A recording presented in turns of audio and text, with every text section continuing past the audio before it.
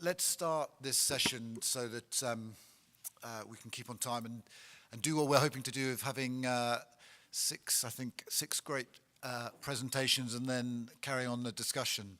So I've asked everybody to be brief, and I'm going to do a little alarm call for them after 8 minutes.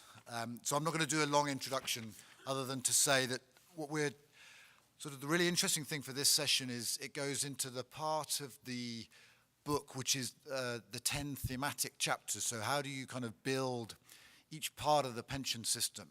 And there are lots of different ways to do this internationally, but what we're sort of trying to stress in the book is the clear, deep thinking about who's the target market, what do I know about them, how do I get them in, how do I do the administration, things like the investment and governance, how do I do the payout phase? So that's what we're going to hear from our panelists. And I'm not going to do sort of detailed introductions, but just pass over now to Beth Ryan to do the first presentation. Thank you. And it should pop up like magic. The slides come up? Voila. Oh, yeah. Great. Thank you. It's very nice to be here, and I'm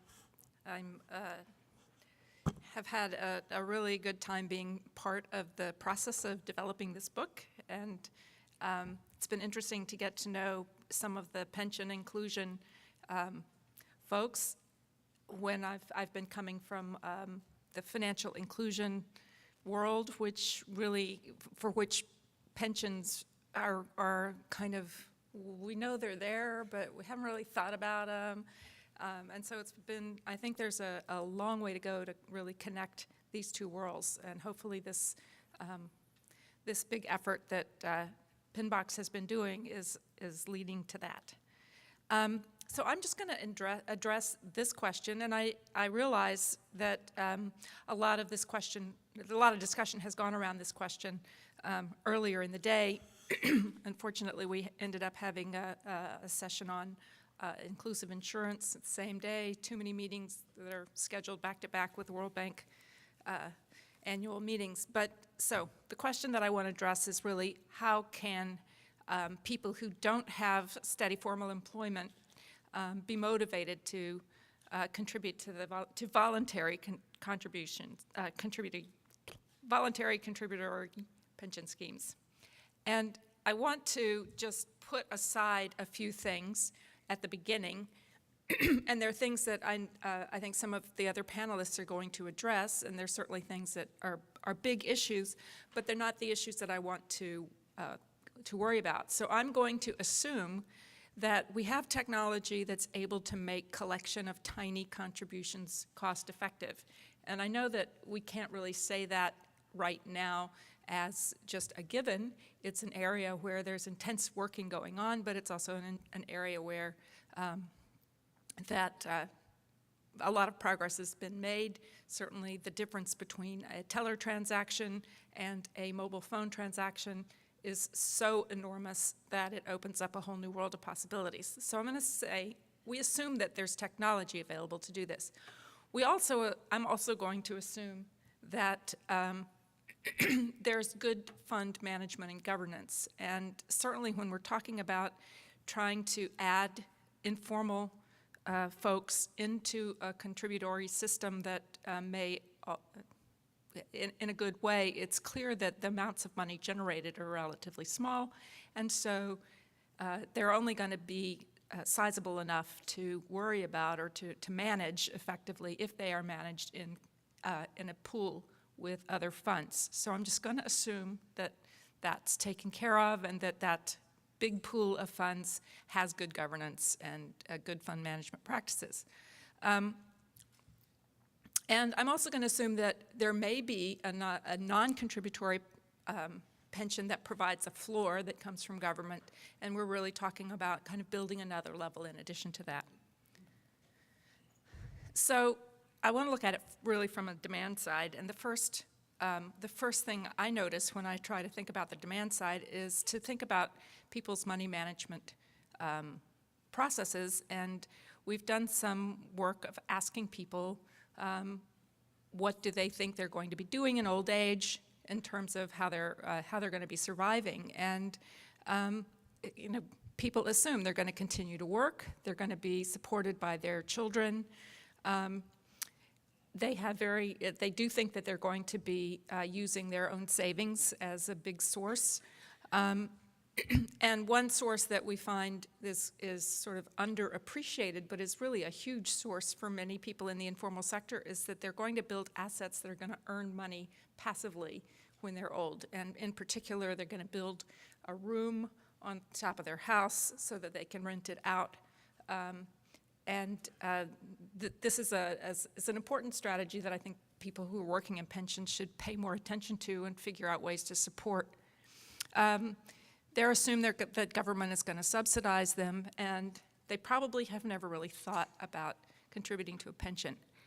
But what we see is that there's a big mismatch between what people think they're going to do and what they are actually going to do. We have data. The World Bank, in fact, did some data collection in Colombia where people who were below 60 thought that they were going to use their own continue working and use their own savings as their main strategy for earning income in their older age. But in fact, the people over 60, the main things that they were doing were relying on family and relying on government subsidies.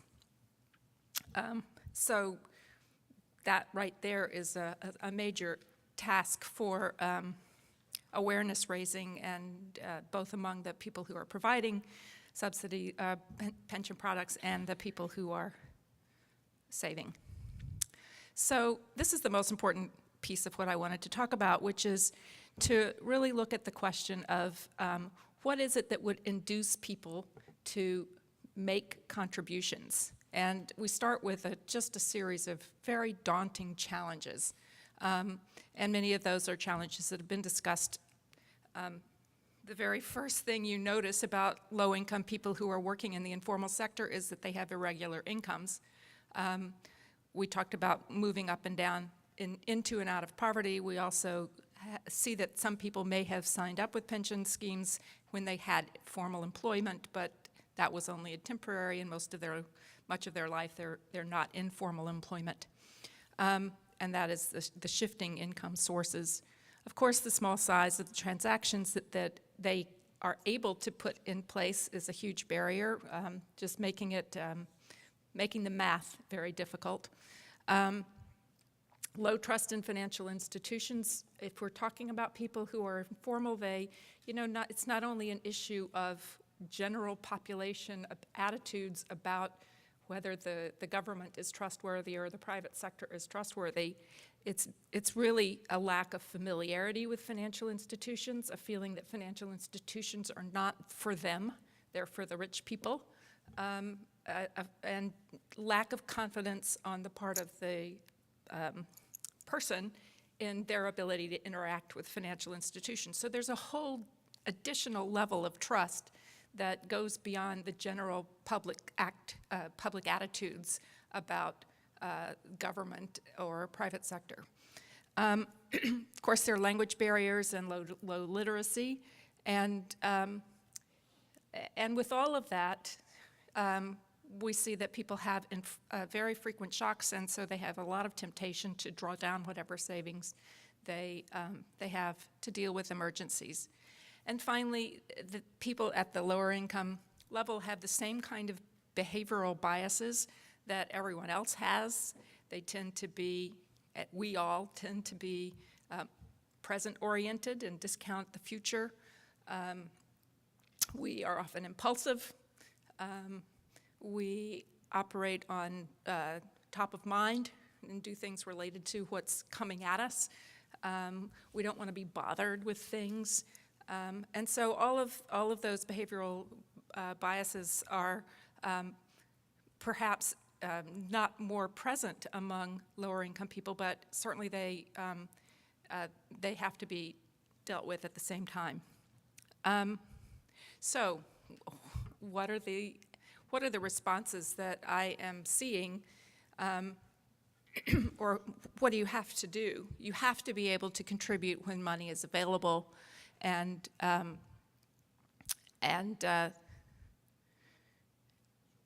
1 minute, okay.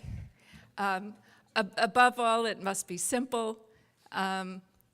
It's clear that you cannot have the holder of funds be a small financial institution where the longevity of the institution is in question.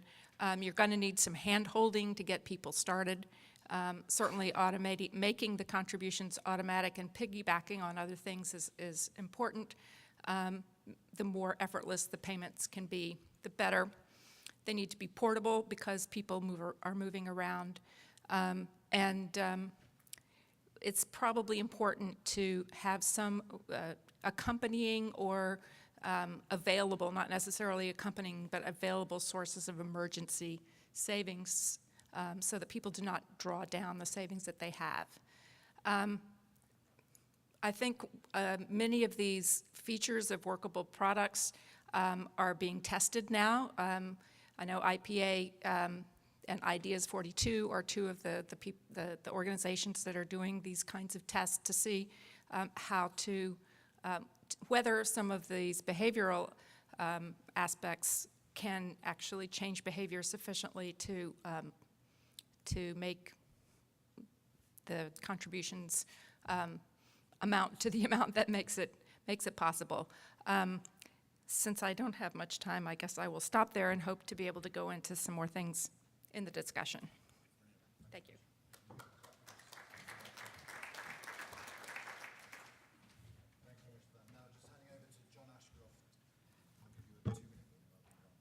Thank you very much. Okay, so forget the introductions. Okay, we've heard a lot about trust today as being a key driver of the success of pension inclusion initiatives. And there's trust, obviously, in the security of the system, which tends to be a governance and structural issue, but also a trust that the money that goes in will actually be wisely invested to produce good outcomes, and the money won't be frittered away on excessive charges, which is also effectively to do with the financial outcomes. And my contribution to the book and to today is to summarize the evidence available that were on the drivers of investment outcomes. And if you want to see the detail from which I'm drawing, the evidence which I'm drawing, do please read the chapter in the book. So, oh, wonderful. So what does drive investment performance? The first thing I should say is that the evidence comes from the developed world, primarily, especially larger DB funds. So there has to be a bit of a health warning about the applicability, but I think there are some important insights that are of general applicability. And when we look at the drivers, the evidence is strongest in all sorts of ways in relation to scale.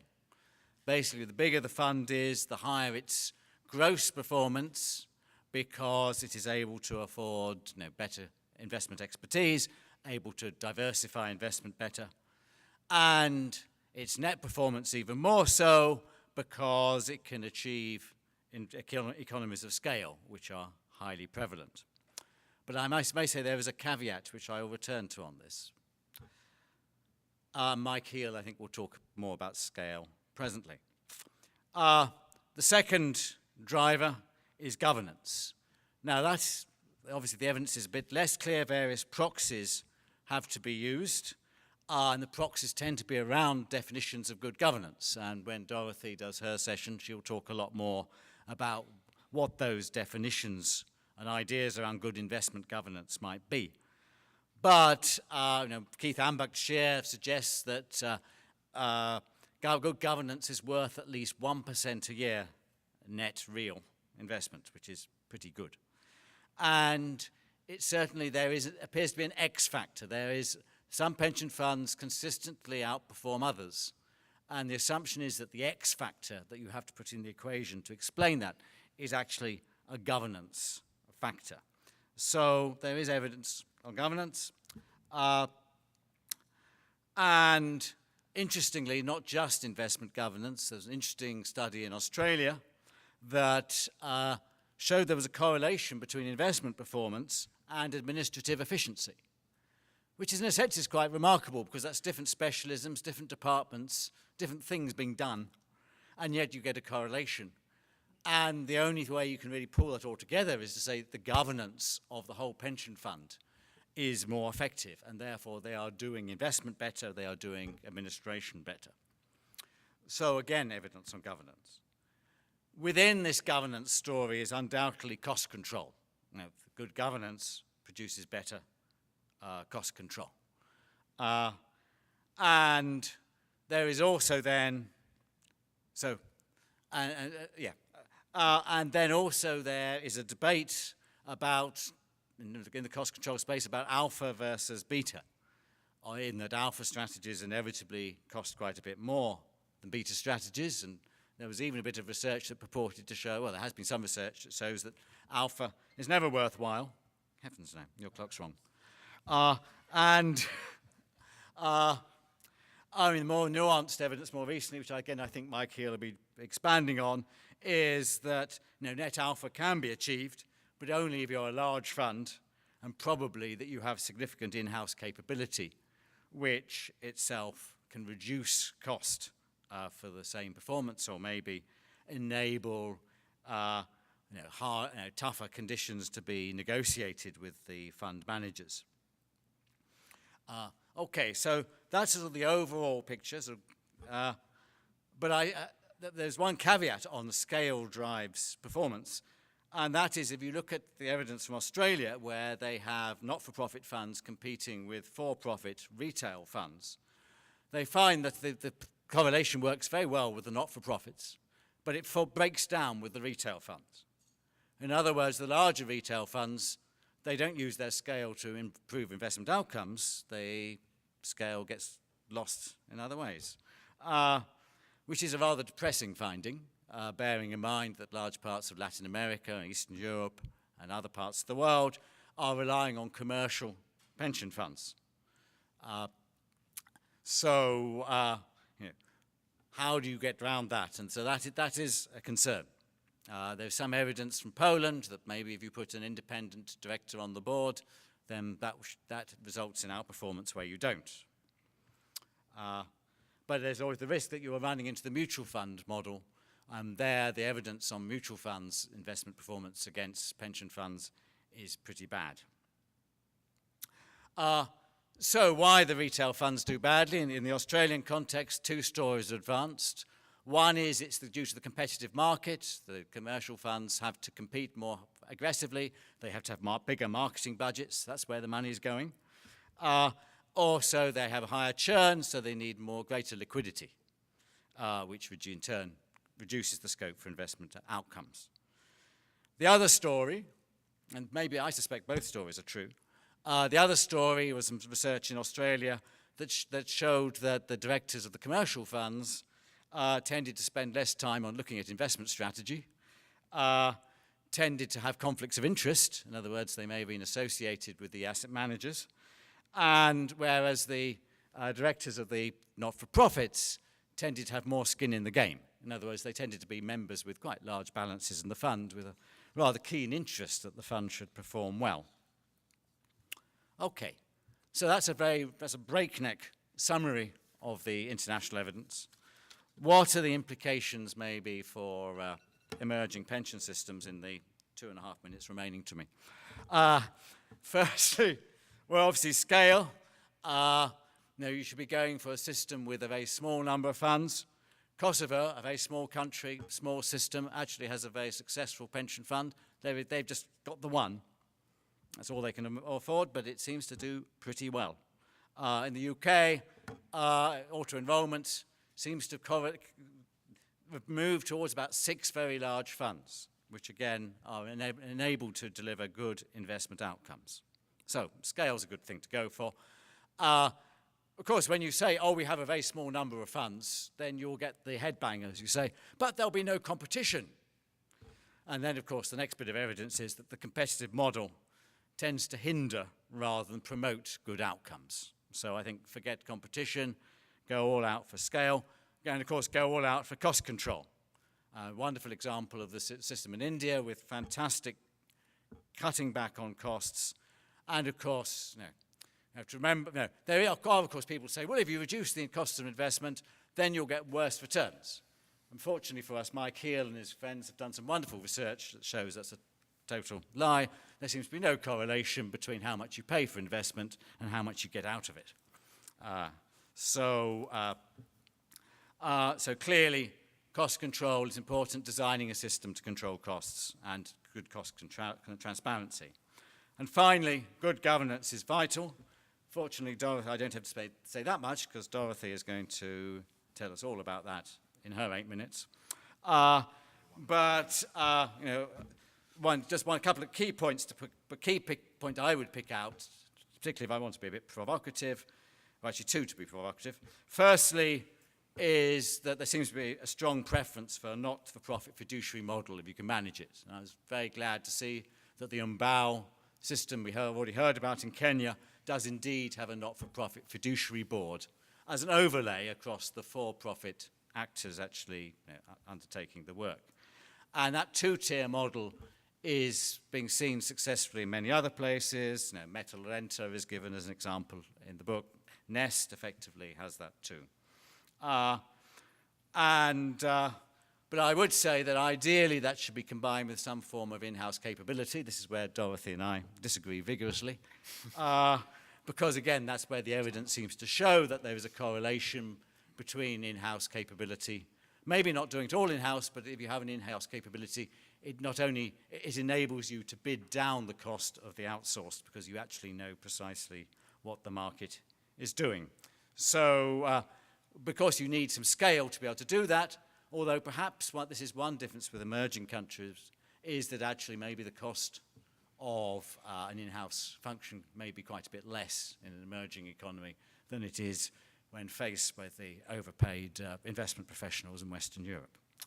Okay, having attempted to upset as many people as possible in my summary, I will move on and pass over to Mike to, I hope, confirm some of the evidence. Thanks very much, John, and let's hand straight over to Mike. Well, you have upset some people. Thank you for this opportunity to speak to you. I think I will confirm some of the things and maybe add some subtlety and some nuances to them as well. Our chapter in the book focuses on lessons that can be learned from our robust global pension performance databases that have their historical roots mostly in developed markets but have become increasingly global over the years. So I will draw from that in my remarks. I'm going to start off by talking about sort of some design, plan design, system design kind of things that have been talked about and add my perspective on them. Perhaps the first thing speaks to the nature of multiple purposes for a retirement savings program versus a single purpose. And the fundamental premise for funded pension systems around the world is that 20% of the retirement benefit is going to be paid for by contributions. And 80% of the retirement benefit is going to be paid for by the magic of long-term compound returns. And for that to work, obviously you need contributions to go in, you need reasonable returns, and you need the money to stay in the plan, or else that magic of compound returns doesn't work.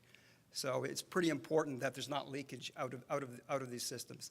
Second aspect relates to designing for the member and making sure that everything about the system produces value for the member and not for financial intermediaries. And those costs can come from high-cost investment management fees. They can come from for-profit models. They can come from sales. They can come from marketing. And it's pretty simple arithmetic. If a reasonable expectation is 3% long-term real rate of return, and I would say that real rates are what matters. If you have a 1% cost drag, it means your members get 2%. If you have a 2% cost drag on the plan, it means that your members get 1% real rate of return. And the final point, I once heard a famous economist say that the whole science of economists could be summarized by 4 words: people respond to incentives. And I think in this environment, I think it's going to be critical to have a carrot there, to have some form of contribution matching. Obviously, you can't use the tax system. Payroll systems don't exist and can't be used for automated enrollment and that kind of thing. But I think there's going to need to be some carrots, some matching, and probably some vesting rules that allow the money to stay in. John mentioned economies of scale, and yes, indeed, it is an important factor for success. And all else equal, what we see in our database over time is that a $10 billion fund with assets is going to outperform a $100 million fund by about 15 basis points or 0.15% per year. That's $15 more million per year that would go into the pockets of individual accounts, and that's just from economies of scale, so that's important. And similar economies of scale exist on the pension administration operations. And the implications for micro-pension systems are sort of twofold. One, try to create organizations that have scale, targeting large parts of the population. Even if you do that, initially the program is going to be very small, so getting synergy with existing pension infrastructure, civil service pension plans, for example, social security systems, makes a lot of sense to get that initial economies of scale that will help improve performance. Another important thing is that asset mix drive returns, and it should be managed by professionals. And here I'm using data that compares our US defined benefit performance over 19 years and our DC database in the United States over 19 years, and that's how long it has existed. And basically, the DB plans have outperformed the DC plans by 1.2% over this 19-year period. That's 20% more accumulation, roughly. And the reason is asset mix. The DC plan members have historically had a choice of investment options from a menu. They've ended up with 24% of their assets in cash and in stable value funds that are very low returning. They've had 0% of their assets in the two best performing asset classes that DB funds invest in, private equity and real estate. Also, you can see, if you look at the data closely, individuals don't diversify to the extent that they should. 58% of their holdings between employer stock and U.S. stock options are in U.S. stock versus 30% for the DB plan. So there's a diversification issue as well. And the final thing that I'll mention that this slide sort of tangentially gets at is that you need equity returns in these plans long term to generate the kind of real returns that you need to generate. Because fixed income or plans that are heavily tilted towards fixed income aren't going to get those kind of real returns. Issue of active management and whether you should invest in it comes up a lot, both in this context and in our database generally. And this is showing you data. It's ending 2015. It's a 20-year history from our main DB database. Only those 55 funds that we had continuous data over the whole time period. And what did they achieve from their active management programs? And basic net of costs. And the basic message is that if you're a top performer, you can do very well. It's 75th percentile is 54 basis points over a passive benchmark at the total fund level. That's for a $10 billion fund. That's $54 million per year. So that's very good. As John has alluded to, you've got a better chance of doing that if you're big and bigger than 10 billion.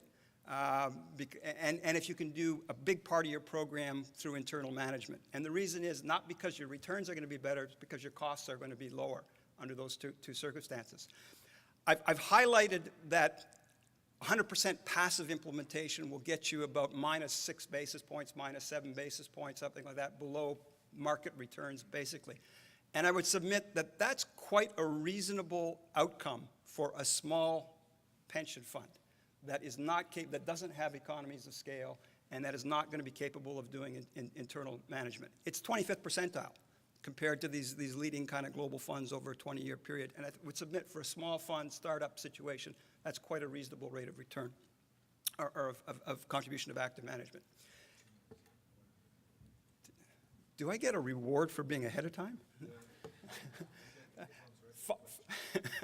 Final slide. The same kind of issues apply to the pension administration operation. Scale is important. Having more members over which you can spread your fixed costs does make a difference in terms of performance.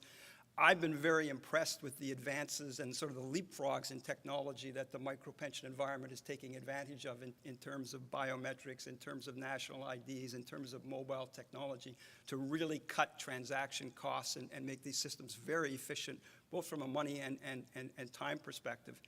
I think there will remain challenges on the communication side. I mean, I think technology can solve some of the communication problems, but in terms of getting people enrolled and keeping them engaged in the plans, so that one-on-one personal communication can be quite effective, but it's very expensive. So finding ways to use technology to achieve that, and perhaps local self-help groups and community groups to play a role in that kind of marketing program and keeping people engaged in these plans is probably going to be important to their success as well. Thank you.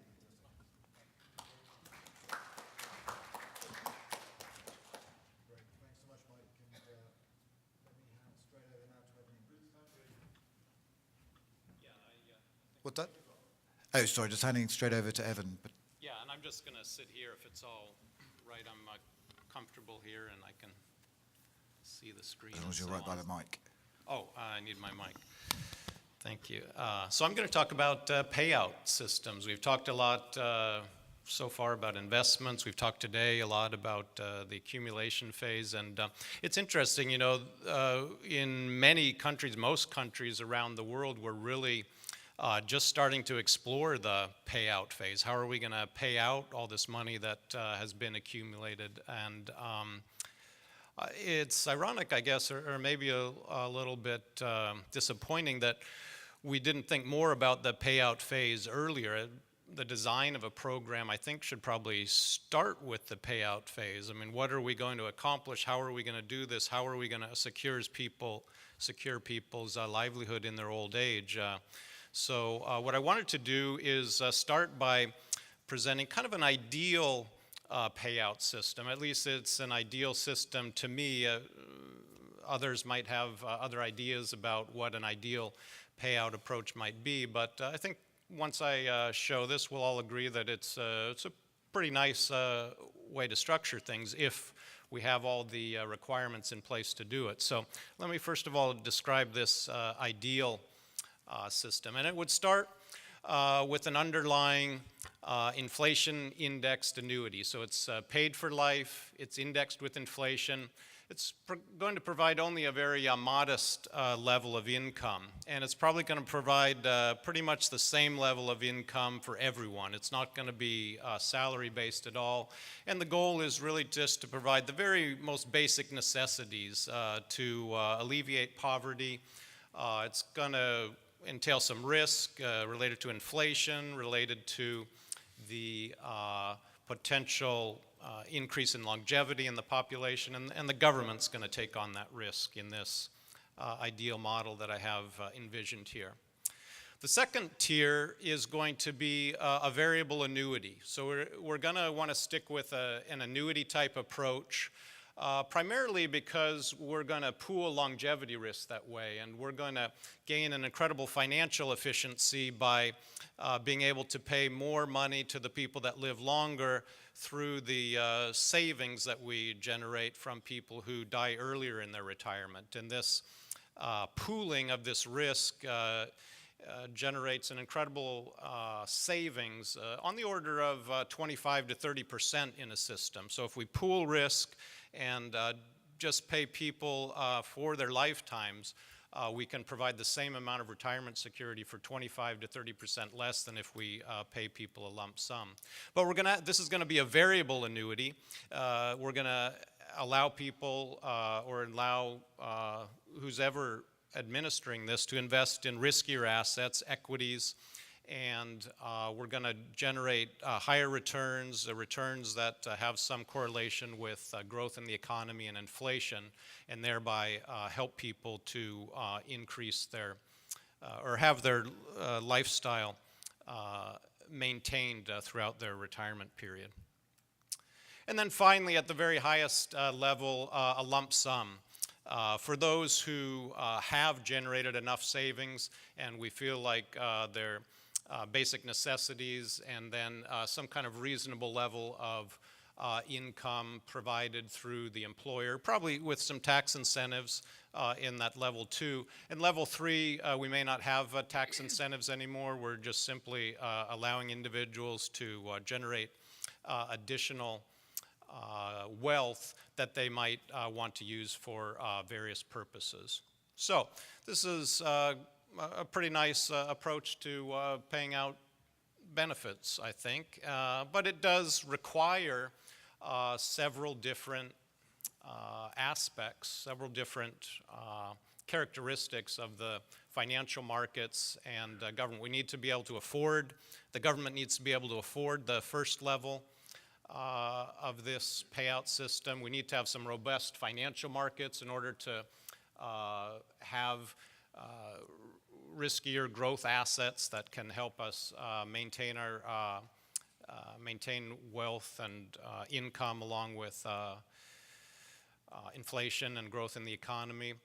We need to have some pretty significant savings in order to get to the upper tiers of this, and we need an insurance market for the variable annuities, most likely. So these conditions aren't present in a lot of countries. Most countries around the world wouldn't have these conditions present to provide this type of system. So next I wanted to explore how we would deal with conditions in other situations where those requirements aren't there. I'm going to start again with government payment. But the government payment here is going to start at a much older age. What we're going to ask the government to do, or what the government is going to want to do here, is provide a very modest level of income, but at a much older age. We're not going to ask the government to handle quite so much here.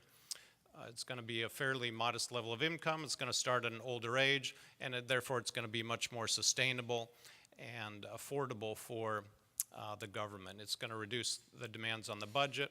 And we could have an adjustment here for longevity.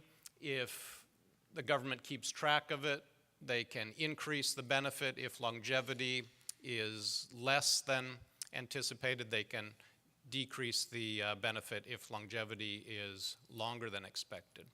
And then what we're going to add on to that, we need to then provide some income prior to that old age where the government's payments are going to kick in. So what we're going to say is we're going to provide a minimum level of income for as long as a person's savings will last.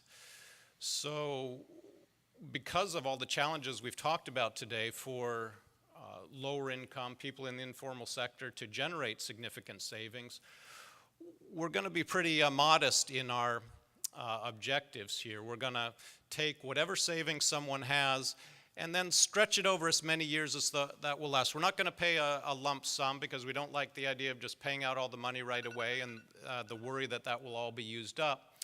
What we're going to do is take that and stretch it over as many years as possible, which means that there may be a gap here. There may be a gap between when the person retires and their money runs out and then when the government payments kick in. But we're providing, to the extent possible, a lifetime income here. For the person with a higher, and you can see that with the individual one here, the $10,000 of savings leading to $1,000 of payment for 12 years, you can see how that's coordinated with $1,000 of payment by the government. The individual with more savings is going to have a higher level of income, and you can see how those amounts are also coordinated with $1,000 that the government's going to pay. So we're coordinated with this old age payment by the government, and this is this second tier is going to be funded by an individual employee, employer. Typically in developing markets, in developing countries, we don't have the robust equity market, if we have any equity market at all, but local government bonds generally provide pretty good real rates of return, and we're also going to want to pool longevity risk in this second tier, in this pension payout in the real world, in order to get that financial efficiency that I talked about earlier. So the system here addresses some of the lack of these ideal conditions that we talked about on the first slide, and hopefully it provides some thoughts for you in terms of how to think about this payout system in other countries around the world. Great. Thanks so much, Evan. And now let me just hand straight over to Dorothy to talk about governance.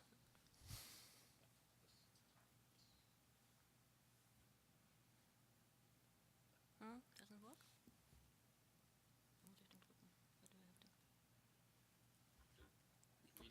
Slide problem Yeah. here? Yeah, the slides. The just slides hold are on. not coming? Yeah, hold on. Are they coming? Okay, thank you. So John spoke about investment results and Mike about costs, and my topic is investment governance, which is in a way the glue that brings it all together. So governance is the resource that enables an institution to maximize its performance. And by performance, I mean the risk-adjusted investment returns after costs. So for me, there are three dimensions to it. It's risk, it's return, and it's cost. And the result in real terms is that what counts. So basically, the purpose of a pension fund is to provide retirement benefits to its members. So it is a welfare institution set up by the sponsor for the beneficiaries. So I'm talking about the not-for-profit sector here. And this pension fund collects the contribution invested on the financial markets, usually, or in many cases, with the help of external asset managers. And finally, they pay the benefits, the pensions. Now, less basically, it's about managing complex relationships without aligned interests.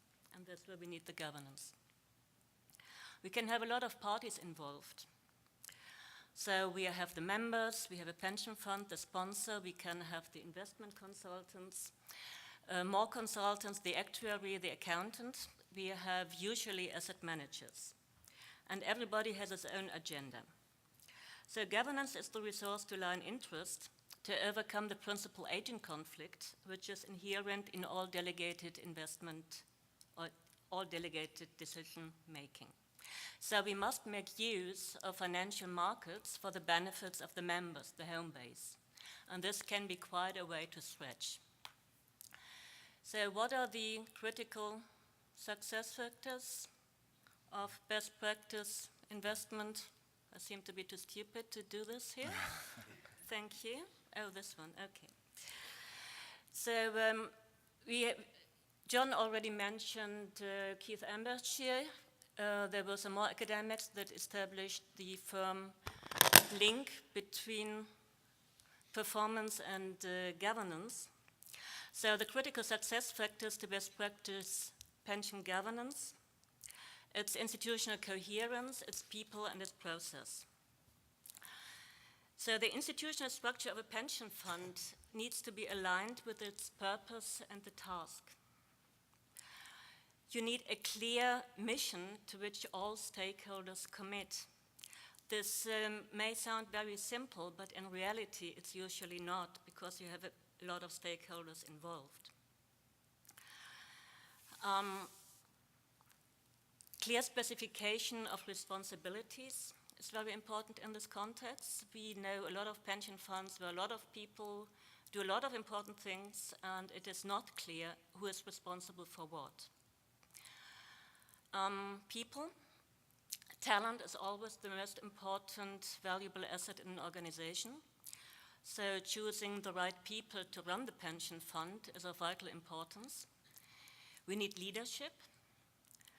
And the people in charge must be selected based on experience and expertise. And this can be quite challenging. Furthermore, the people need to be paid effectively. This can be a big topic, especially in government pension funds, where the question is, should the pay be aligned with the government sector or more aligned with the pay of investment specialists, which is way higher. So